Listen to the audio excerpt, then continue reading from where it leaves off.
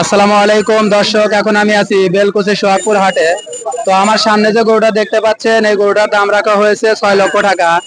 তো বেলকুচি সোহাগপুর হাটে কিন্তু এর থেকে বড় গরু নাই। তো আমি যে দেখতে পাচ্ছেন যে এই গরুটা, আর এই যে এই পাশে গরুটা দেখাও তো, ওই পাশের গরুটা, ওইটার দাম রাখা হয়েছে 5 লক্ষ টাকা। তো এই দুইটা গরু হচ্ছে সব থেকে বড় গরু। এই গরুর মালিকের সাথে একটু কথা বলি। আসসালামু আলাইকুম কাকা। আসসালামু আলাইকুম। ওয়ালাইকুম আসসালাম। কাকা, তাহলে এই গরু কি আপনার পালের গরু না কেনা গরু? না, আমার বাড়ির পালের গরু। বাড়ির পালের গরু। ও, আপনার গাভীর বাচ্চা। হ্যাঁ। তো এটা মানে কয় বছরে এত বড় হয়েছে? 3 বছরের মতো, 3 বছর পুরো হয় নাই, 3 বছরের মতো বয়স।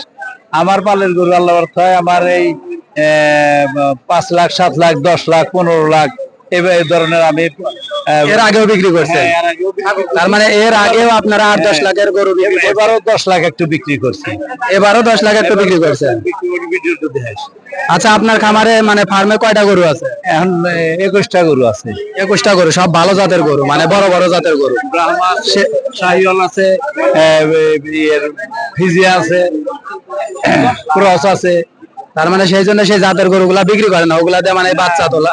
বাচ্চা বাচ্চা গাভী আছে তো আমার, 8-9টা গাভী আছে।